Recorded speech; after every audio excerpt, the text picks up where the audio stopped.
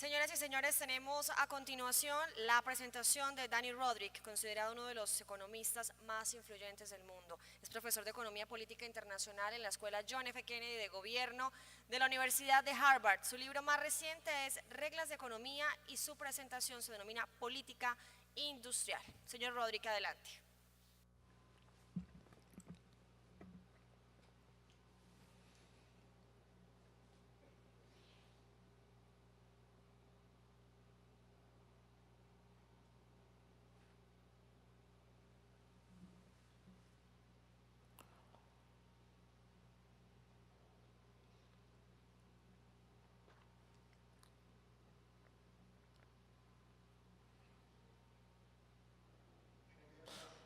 Muchas gracias. Y primero que todo, déjeme decirle lo feliz que estoy acá, tomando parte de estos diálogos y por ser invitado de Andy. Muchas gracias por tenerme acá. Normalmente, cuando alguien viene de afuera para hablar respecto de matrices de políticas, la expectativa es que esa persona va a decirles al respecto de algún tipo de idea nueva, algún tipo de nueva política, mejores prácticas en el resto del mundo, en este caso al respecto de las políticas industriales. Pero debo confesar eh, que he estado mirando en varios estudios la historia de Colombia en cuanto a política industrial y he descubierto que básicamente Colombia ha hecho todas y cada una de las políticas industriales que ustedes pueden imaginarse. Ha realizado cualquier tipo de estilo de política desde los 90, donde tenemos una cantidad de proteccionismo y subsidios, las políticas de industrialización. Colombia recientemente, en la última década, ha tenido una relativa cantidad de nuevas políticas industriales. Ha tenido diálogos sectoriales con diferentes sectores, gremios y firmas. Ha tenido asesoría en competitividad, foros de suministro, agencias de promoción,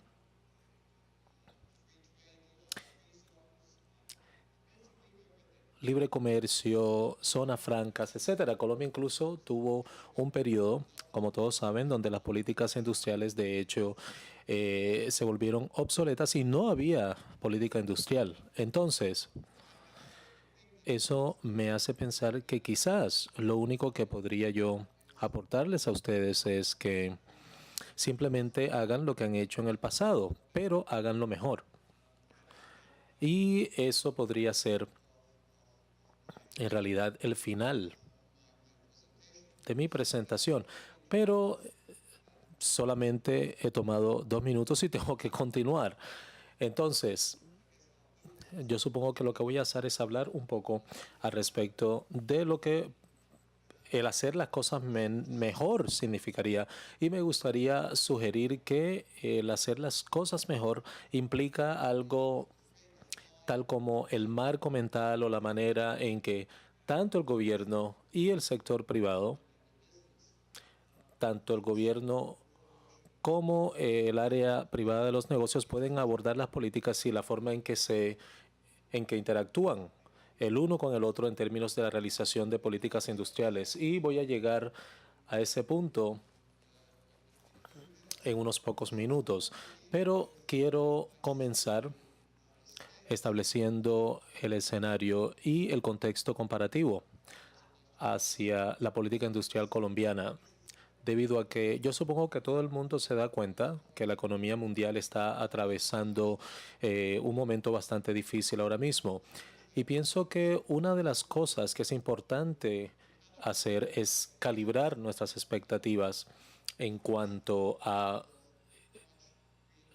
qué tanto crecimiento industrial, qué tanta industrialización estamos generando, qué tanta diversificación y éxito tenemos al exportar. Eso, y si eso va a ser factible y realista. Tengo en mi primera diapositiva algunos números. No estoy muy seguro si ustedes los pueden leer muy bien. Sin embargo, hay distintas partes de la economía mundial que les está yendo diferente y hay mucha más heterogeneidad en el desempeño alrededor de las diferentes regiones del mundo en comparación a como estábamos hace unos años. Latinoamérica, que es una región de relativa estabilidad y relativo crecimiento hasta hace poco, obviamente no le está yendo muy bien, está siendo arrastrada por algunas de las economías más grandes. Obviamente Brasil se encuentra en grandes problemas, tenemos estos enormes números negativos en términos de crecimiento. Venezuela, como todos sabemos, está confrontando una implosión y tenemos varios países que se encuentran identificados en la región de Latinoamérica, Brasil, Chile y Argentina. En realidad se trata de darse cuenta que México, el cual por las últimas 2 o 3 décadas ha sido el país de menor desempeño en la región y ahora México se ve como el país que todos queremos emular y no necesariamente porque México le esté yendo excelente en términos de crecimiento económico, sino que el nivel general de expectativas, de hecho, ahora mismo comparativamente es bajo. Ese es el contexto global. Va a ser un ambiente complicado en el cual pueda uno alcanzar algo de progreso a través de transformaciones estructurales.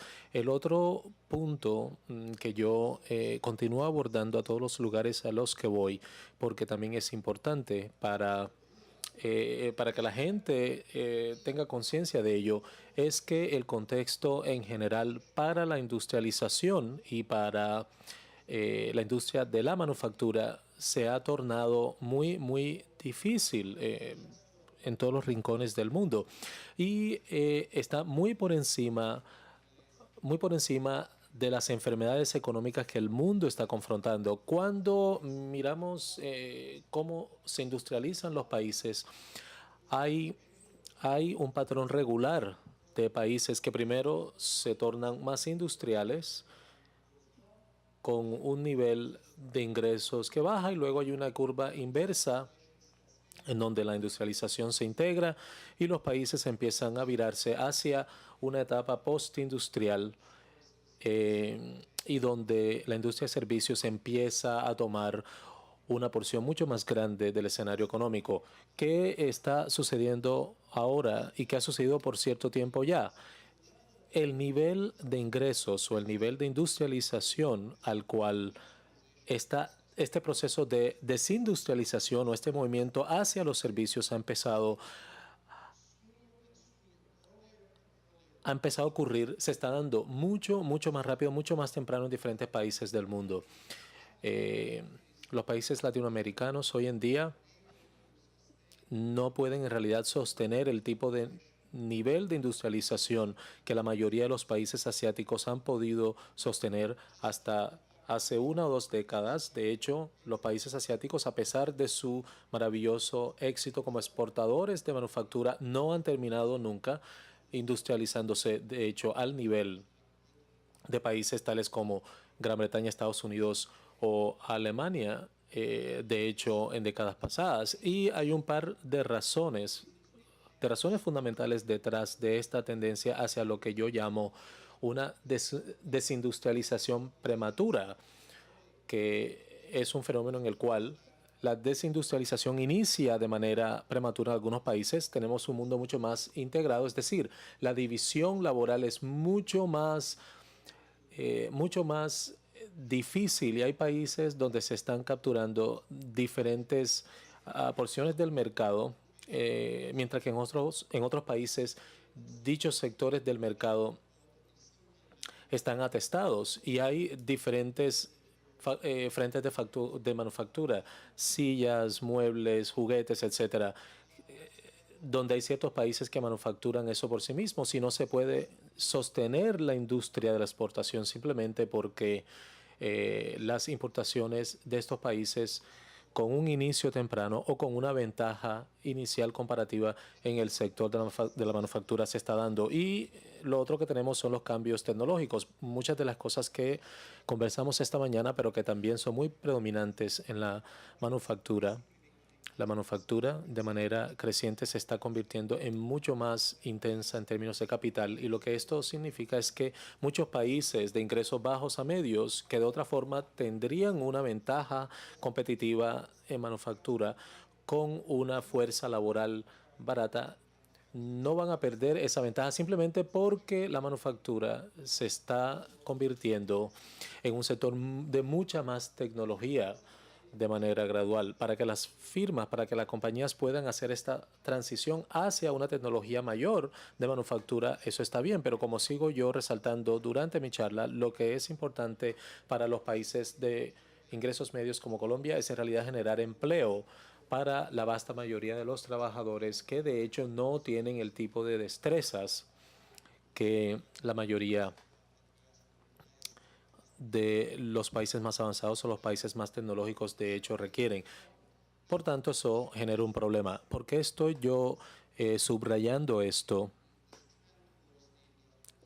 Esta tendencia hacia la desindustrialización. Hay países como Colombia que van a tener que ir en contra de esta marea, es decir, van a tener que confrontar el hecho de que esto va a ser sumamente complicado, y en muchos de los servicios que podemos pensar que donde quizás no tenemos que enfocarnos en la industrialización mucho, lo bueno respecto a la factura, podríamos decir, es que se comprende la importancia de la industrialización y de la manufactura y también de los servicios, pero por otro lado, ¿qué se perdería si los países pudieran hacer una transición mucho más temprana hacia una economía postindustrial o de servicios? Pienso que el problema en realidad es doble, y la mayoría de los servicios en un país tal como Colombia son de dos tipos. Por un lado tenemos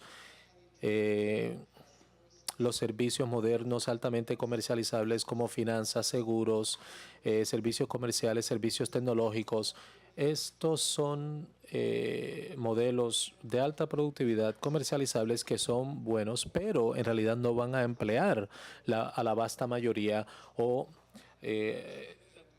grandes números de ciudadanos en comparación a lo que tradicionalmente la manufactura ha hecho. Los países que han hecho esto en términos de manufactura, se han producido empleos de alta productividad para trabajadores de bajas destrezas. Entonces tenemos gente de las zonas rurales o del sector informal insertándose en un modelo industrial, y allí es donde la productividad podría saltar a más de 3 o 4 dígitos, y se puede invertir en las destrezas de esta fuerza laboral. Entonces, esto es una transformación casi instantánea en términos de poder integrar a las personas a empleos de alta productividad, y allí es donde la principal revolución de la manufactura históricamente ha podido funcionar. Los servicios altamente comercializables de alta productividad requieren trabajadores que la economía de hecho tienen escasez. Hay personas que no tienen el tipo de destrezas que se requieren. La mayor parte de los servicios que son servicios de menor valía, informales o servicios de baja productividad, allí es donde eventualmente la mayoría de los trabajadores terminan yendo en el sector de los servicios. Pero el problema con esto obviamente es que opuesto a la manufactura, eso no puede convertirse en realidad en un pulso de crecimiento, en un motor de crecimiento. Si tenemos textiles, ropa o ensamblaje de vehículos, ya que son sectores comercializables, de hecho pueden multiplicarse, pueden crecer, pueden incrementar la capacidad porque no se ven restringidos, no se ven limitados por la demanda nacional. Mientras que por definición los servicios nacionales, tales como actividades al detalle, de hecho se ven restringidos por la demanda nacional. Si podemos alcanzar un incremento suficiente en la productividad en esas actividades de venta al detalle, hay habilidad de crecer y de absorber empleos, lo cual es limitado porque el tamaño se limita por la demanda nacional y esto es diferente al sector de la manufactura donde hay en realidad una salida hacia el mundo. Al colocar estas dos cosas en conjunto, esta tendencia de desindustrialización, el hecho de que la mayoría de los servicios no van a poder jugar el rol que jugó la manufactura, se sugiere que la mayoría de los mercados emergentes en países en desarrollo, de hecho, ingresen a una fase en donde las tasas de crecimiento van a estar por encima de lo que en Colombia se ha logrado hasta las tasas recientes de crecimiento de 3 o 4%. Cualquier cosa por encima de ello va a ser extremadamente difícil de conseguir. Entonces, eso no indica que debamos ser pesimistas al respecto al futuro, sino que toca calibrar las expectativas de manera adecuada, de tal forma que sepamos qué es y lo que no es factible. En cuanto a la experiencia reciente de Colombia, obviamente, con base en estándares colombianos, ha habido un buen periodo de crecimiento desde mitad de los 90 estimadamente, y me gustaría comparar a Colombia con Perú, el cual encuentro, la cual encuentro yo como una comparación interesante. En Colombia, en cuanto a Colombia y Perú, los dos iniciaron al mismo nivel en cuanto al manejo de ingresos, pero Perú tuvo algunas políticas desafortunadas desde los 90 en adelante, y podemos ver que el país con la curva negativa más aguda en términos de productividad es Perú, pero también vemos que la recuperación en Perú ha sido mucho más acelerada. En la última década Perú ha crecido, de hecho, mucho más rápido que Colombia. Y nuevamente los dos países, de hecho, se encuentran en niveles o en puntos similares. Entonces, ¿por qué Perú, de hecho, le ha ido mejor en cuanto al crecimiento, tanto en ingresos como en productividad en la última década? Desde el punto de vista puramente contable, mirando las fuentes de crecimiento, de hecho, no es un misterio muy grande del por qué Perú le ha ido mejor.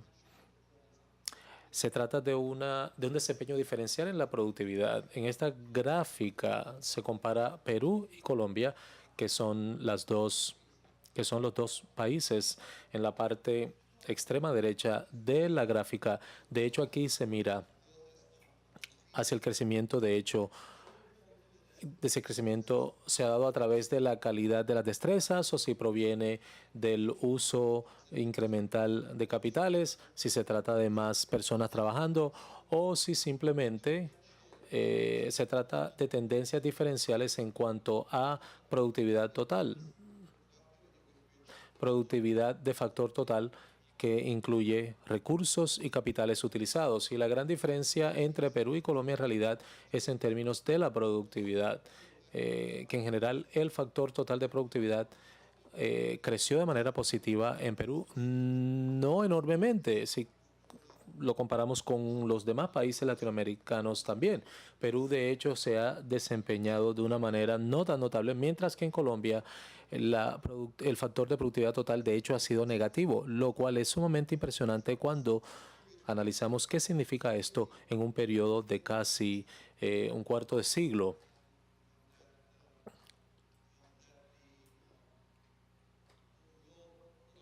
Donde la productividad general, dentro de lo cual Colombia ha utilizado su capital y sus recursos, de hecho, está cayendo. Si analizamos este factor, algunas cosas se dan por el lento progreso de las innovaciones, y esto es lo que ha sucedido en partes tradicionales de la economía, o la ausencia de transformaciones estructurales y la mano de obra que se mueve en diferentes actividades productivas, un lento paso de las innovaciones. Y tenemos otro punto. Nuevamente, tenemos la diferencia entre Colombia y Perú que resalta, de hecho, entre Colombia y muchos de los demás países latinoamericanos también. en términos del progreso, del avance, de la productividad de la agricultura como tal. Muchos de estos países como Perú y Brasil esencialmente han tenido revoluciones agrícolas con una diversificación significativa hacia productos agrícolas no convencionales o no tradicionales y vemos un rápido crecimiento en el factor de productividad donde Colombia de hecho se ha desempeñado eficientemente. Debemos tener en cuenta que en el tipo de políticas industriales que nosotros hemos abordado y que es el enfoque adecuado de la agenda de la ANDI en este evento. No nos hemos enfocado suficientemente en la manufactura como tal. Y es uno de los puntos que se debe resaltar en los documentos y también se debe hablar al respecto de agronegocios, agricultura no tradicional, que también son áreas importantes del incremento de la productividad para la economía en general. Esto esto mira varias diapositivas de manera rápida, pero queda claro de que Colombia ha tenido buenas bases, buenos cimientos sobre lo cual construir una buena productividad industrial y hay que resaltar que las políticas industriales no son un sustituto de la parte fundamental de los cimientos y eso significa que algunas políticas monetarias y físicas de hecho implican políticas que promueven el ahorro, la inversión y podemos ver que en realidad no tengo números comparativos, pero Colombia es un país con tasas relativamente altas de inversión, poca volatilidad, alta inflación. Entonces vemos ciertos cimientos de políticas fiscales y en general hay un ambiente inversionista dentro de linderos bien definidos y el país está en buena forma y de hecho es posible construir algo sobre estos cimientos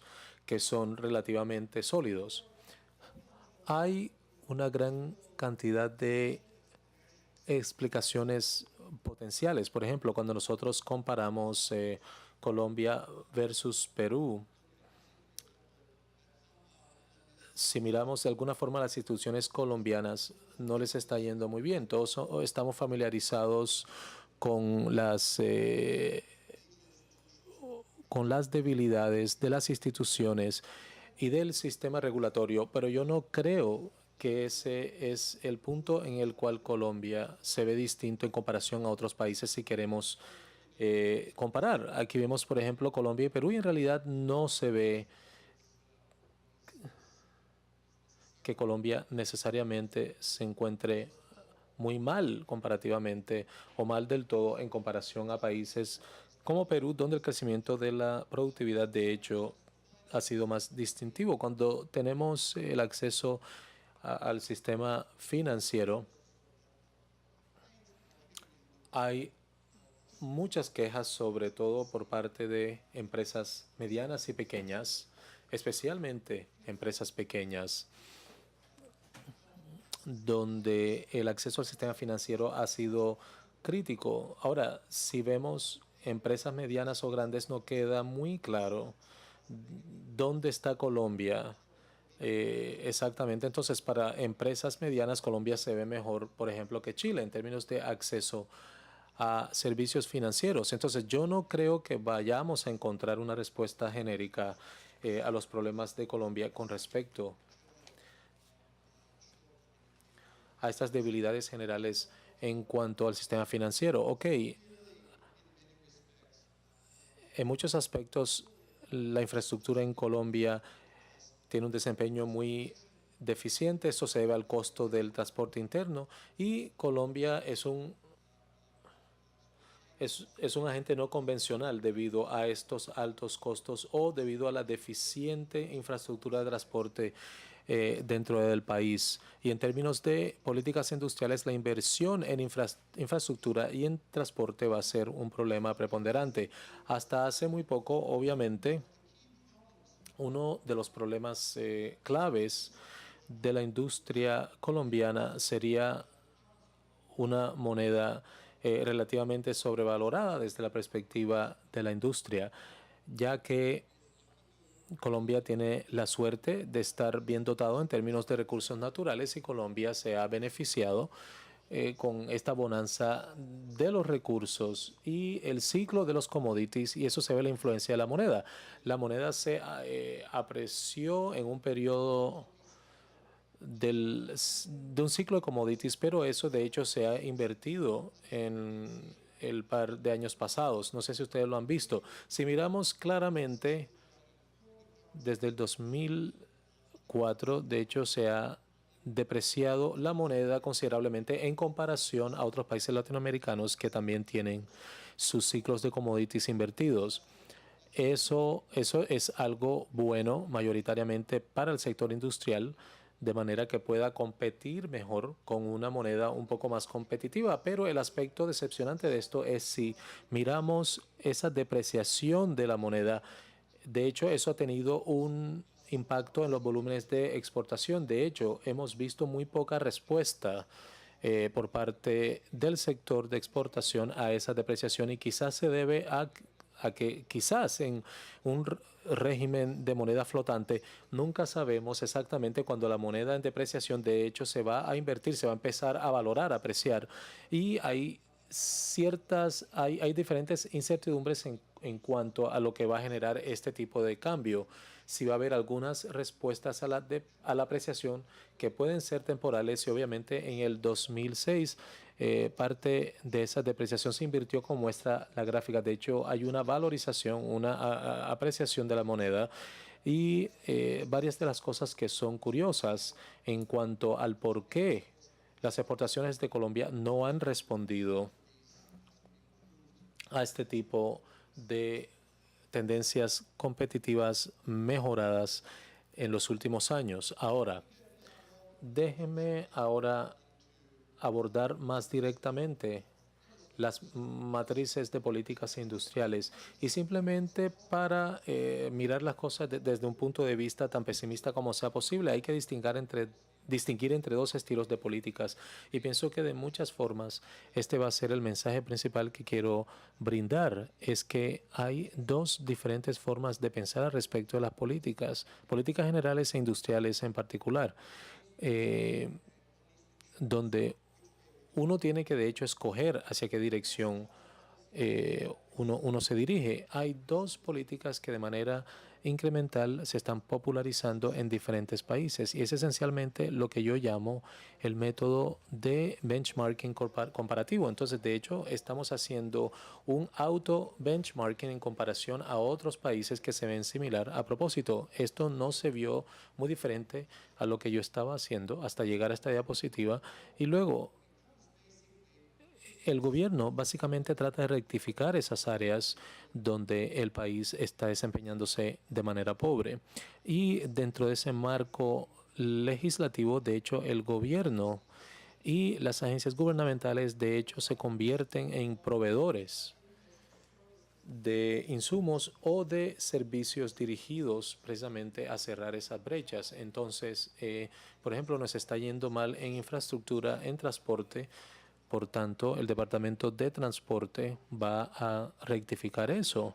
Ok, nos está yendo mal en términos de la calidad educativa o el régimen jurídico. Ok, entonces el ministerio respectivo va a tratar de rectificarlo. Esa es una de las formas que nosotros pensamos, y lo que hace el sector privado básicamente es decir al gobierno: miren, aquí nos está yendo mal, por favor rectifique eso. Ok, el segundo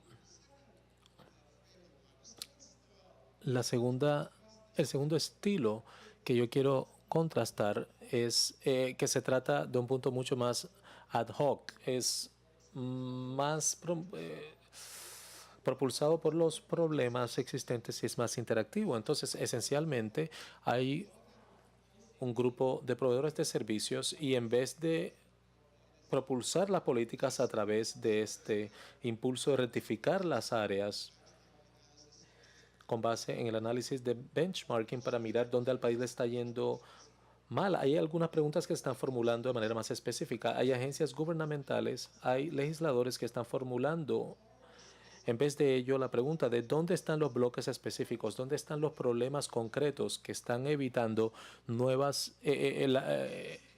el que emerjan nuevas actividades, o que evite que las empresas modernas crezcan.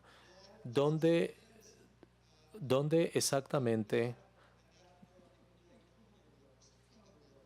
hay empresas que hay empresas que no están empleando suficiente, que está evitando que eso suceda?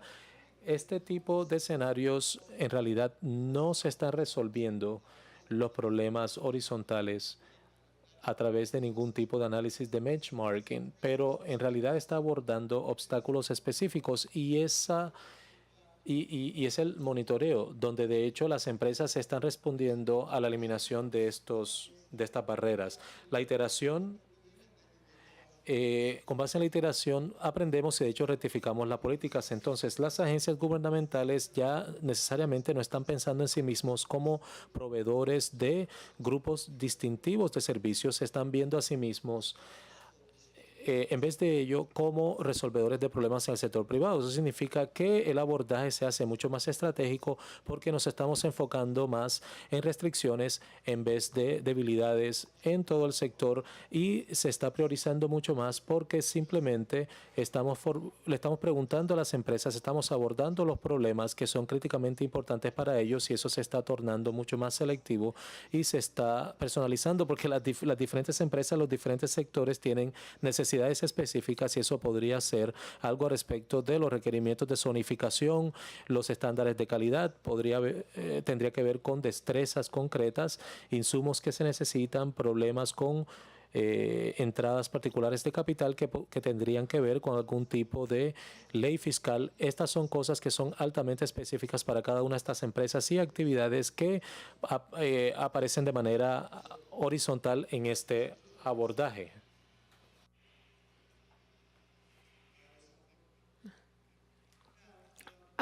Ahora, la manera, la diferencia o la diferencia que esto genera es que asigna diferentes tipos de roles al sector privado y al gobierno en términos de cómo ellos abordarían su interacción entre sí. Estos dos estilos de formulación de políticas son requerimientos diferentes de cómo el sector público y privado se podrían organizar. Ahora, en gran parte, y voy a expandirme en esto en los minutos que me quedan.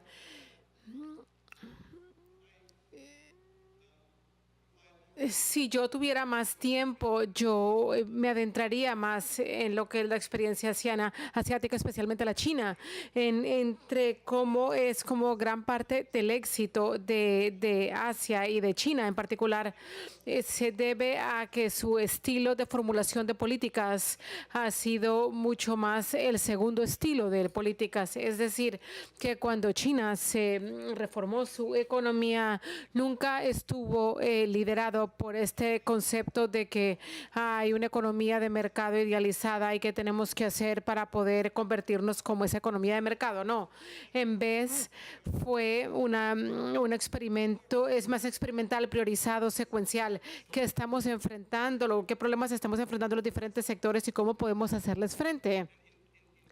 Y en hacer esto, China desarrolló una amplia gama de acuerdos institucionales, un nuevo grupo de conjunto de políticas, todos de los cuales estaban enfocados a remover un cuello de botella específico y eso terminó un abordaje muy estratégico y tratar de manejar las cosas una por una y fue muy diferente a lo que podría ser lo que haría un economista occidental.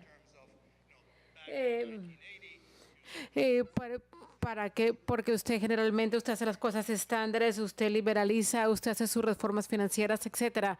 Eso no es lo que ellos hicieron, así que en una manera y en un concepto muy grande lo que China hizo fue tratar de hacer una estrategia que es lo que yo denomino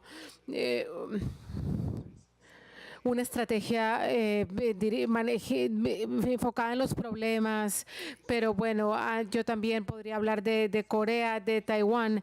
Las políticas específicas de estos países fueron muy diferentes, sus políticas industriales variaban entre sí, pero el enfoque general tenía esta característica. quiero relacionar esto con la discusión acerca de cómo puede uno mejorar su productividad y cómo estos dos estilos de formulación de políticas pueden hacer una diferencia.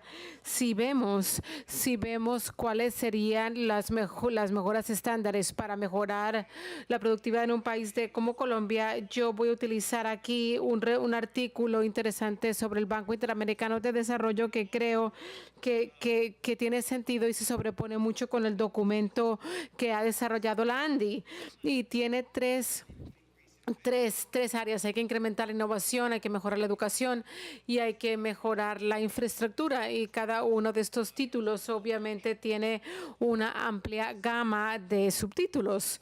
Y muchos de esos están aquí y todos estos están impulsados por ese tipo de abordaje de benchmarking, donde está atrasado Colombia y cómo lo vamos a cumplir. Cuando yo veo esto, tengo muchas preguntas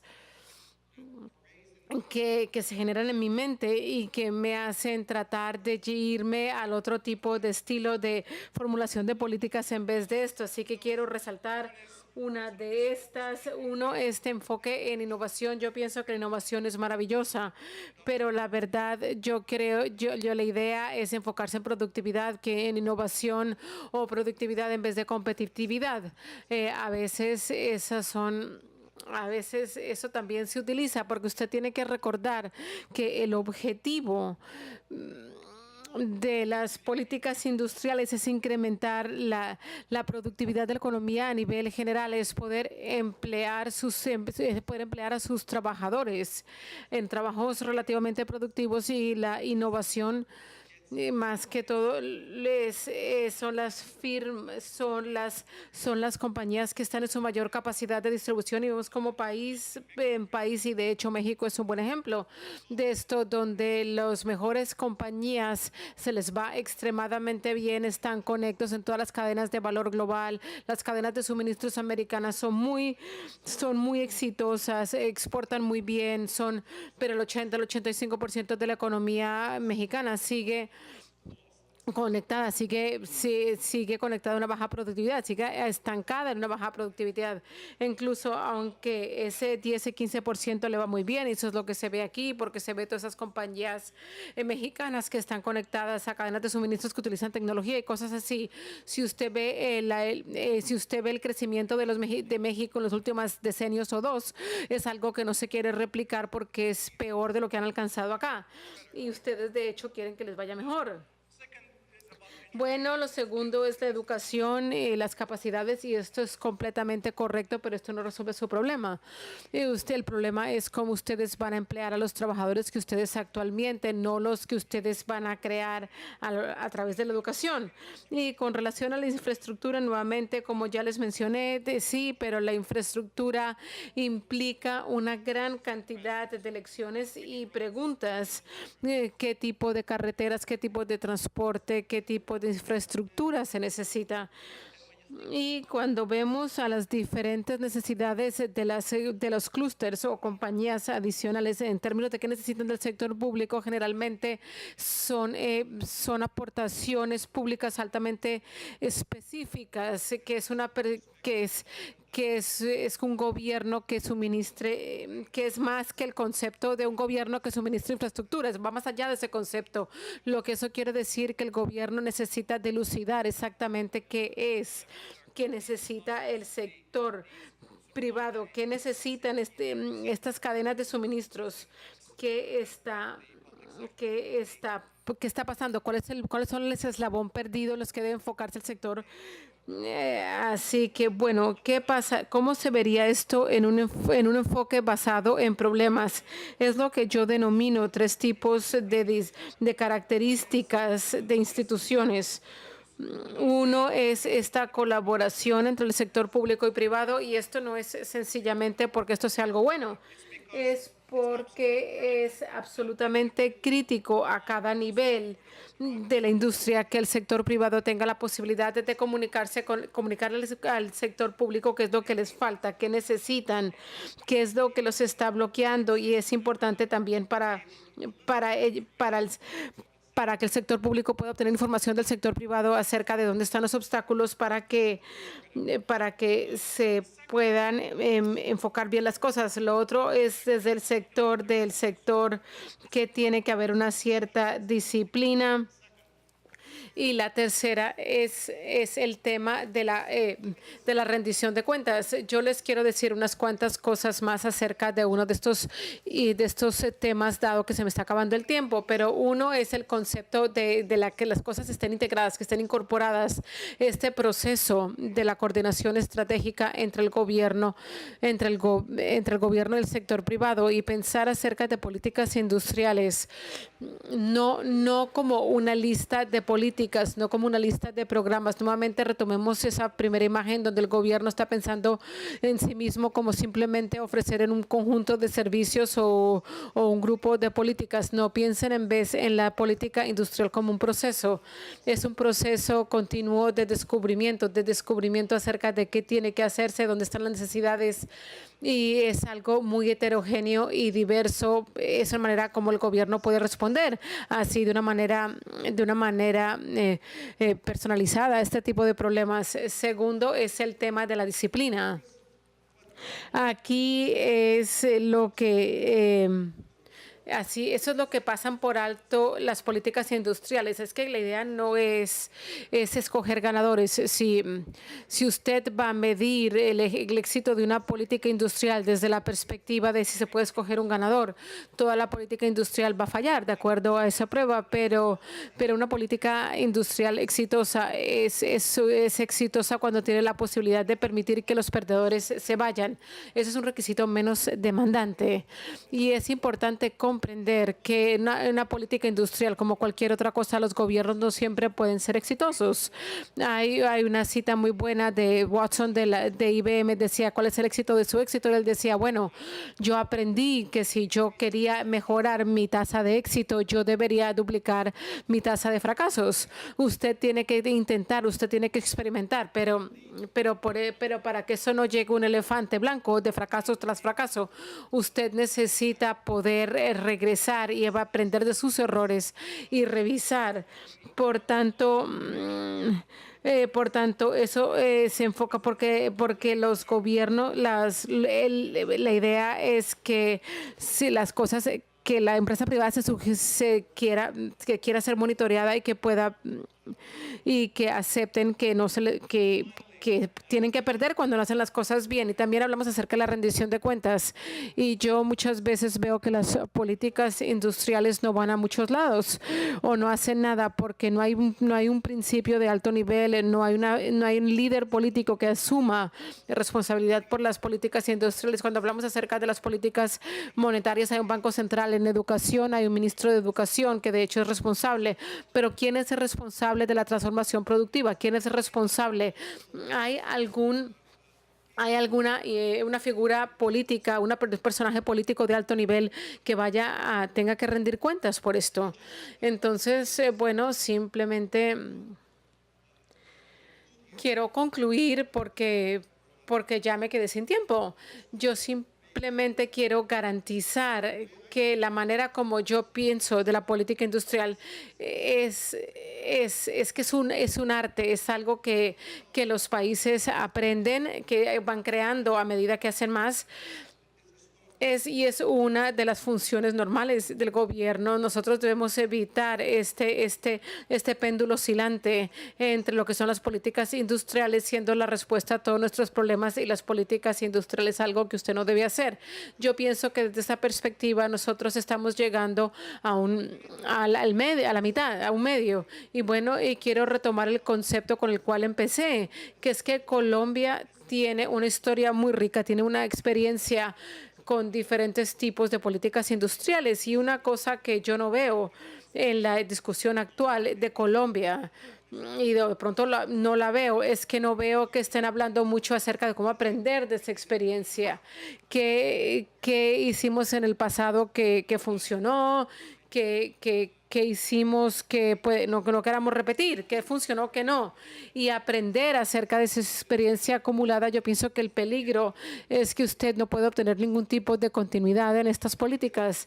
Para que entre una nueva administración usted se olvida todo lo que se hizo, usted tiene una nueva cantidad de mediciones y políticas, y dado que las políticas industriales toman tiempo de elaborarse, muchas de las ganancias que pueden haberse obtenido no se hizo. Por tanto, yo también pienso que es muy importante que Colombia aprenda su propia experiencia tan rica que tienen políticas industriales y poder elaborar así políticas a un futuro, con las bases en cosas que ya se han hecho antes. Muchas gracias. Espero que no les haya atrasado el almuerzo.